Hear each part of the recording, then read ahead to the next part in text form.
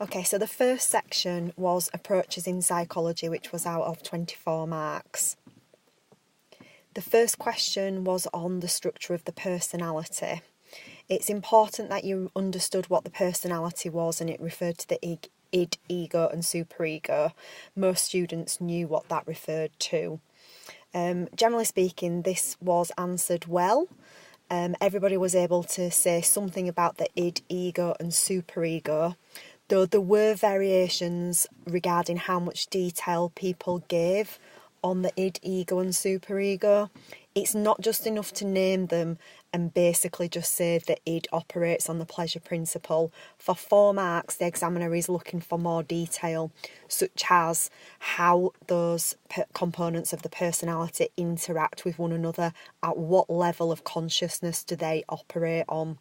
To get a full 4 marks, if you have a look at the bottom, elaboration, talking about the conflicts and a description of the levels of consciousness are really important.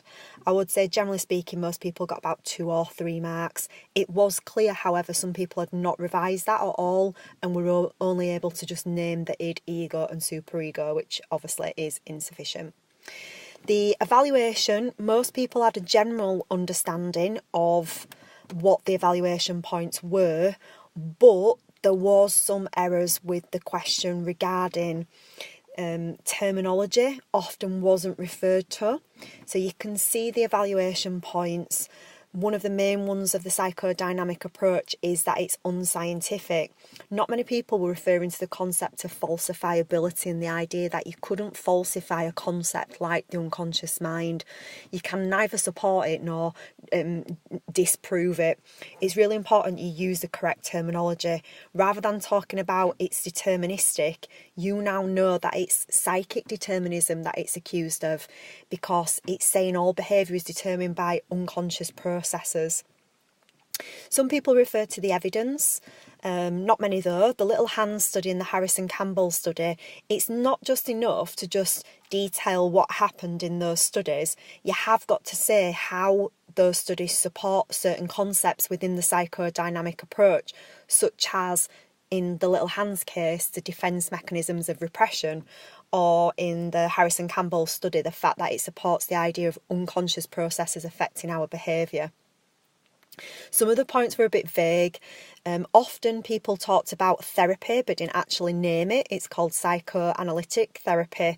You didn't often refer to what it actually treated or what procedure was used in it, and there was a lack of reference to the actual percentage of effectiveness of the therapy. Those points are what I would be expecting my top grade students to be using, and sometimes they weren't there. The third question, the humanistic approach.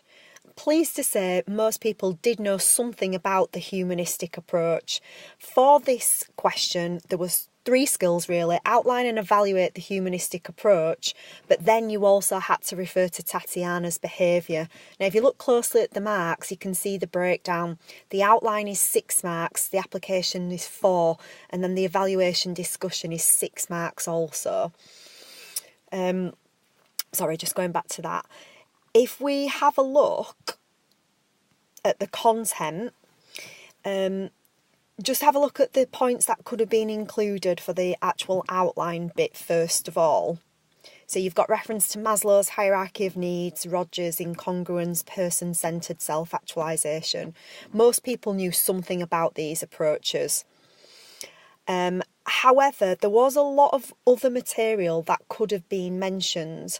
So there often wasn't an introduction really to the humanistic approach, which really talked about this idea. The humanistic approach is a phenomenological approach. It studies humans from their unique perspective.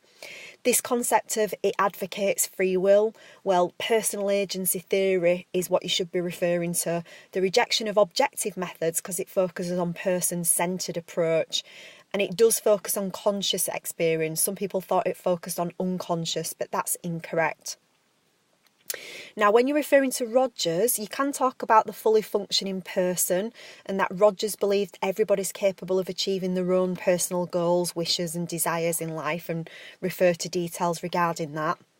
Conditions of worth was often referred to, but there was some poor expression in explaining these concepts. Conditions of worth are conditions which we think we must meet in order for others to accept us. And therefore, a person who has that assumption is likely to suffer from low self-esteem because they're thinking that they've constantly got to behave in a particular way to gain acceptance. Unconditional positive regard is what we should receive. To have somebody accept us unconditionally. This is what a lot of students were referring to should be given in childhood, which is correct, but the way that you were expressing conditions of worth wasn't correct. The idea of congruence is the discrepancy between the self and the ideal self. The more similar the self and ideal self is, the higher somebody's self-worth and self-esteem is.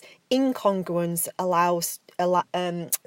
leads to psychological problems. Maslow's hierarchy of needs, many people did not understand what this theory is actually for. It's a theory of human motivation.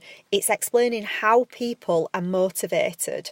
So you are always going through, according to Maslow, a state of wanting things, starting from basic needs, psychological, and then self-fulfillment needs. So you've got your different stages, which some people just did not mention, didn't refer to, didn't know, that you do need to kind of refer to those. Obviously, all of those concepts there need to be embedded into the example of Tatiana. So just again, have a look at the possible application of the material that you should be including. Hierarchy of needs, you can talk about Tatiana using a mobile phone and obviously only ever meeting the safety need to feel safe in the hierarchy. Unlikely that she's going to get beyond love and belongingness. You can talk about self-esteem because she's having to receive comments from social media. So you could say that that need possibly is met, or you could argue that she feels like she's motivated to get that need. You can talk about self-actualization. Perhaps she's unlikely to achieve that. Conditions of worth linked to feeling the need to have to text friends and use a phone all the time. Incongruence, negative feelings of self-worth are quite evident throughout. I would say stronger answers talked about these points as they were explaining the humanistic approach rather than mentioning them after. Most students did use a couple of these points, but some of the statements were quite vague and weren't explained very clearly. So you need to be talking about why Tatiana might have low self-esteem, what that might lead to. Evaluation, again, have a look at the couple of the points that you could include in your evaluation. Most students talked about the idea that the humanistic approach is not scientific and the implications for therapy. Although I do have to say sometimes these points weren't fully explained.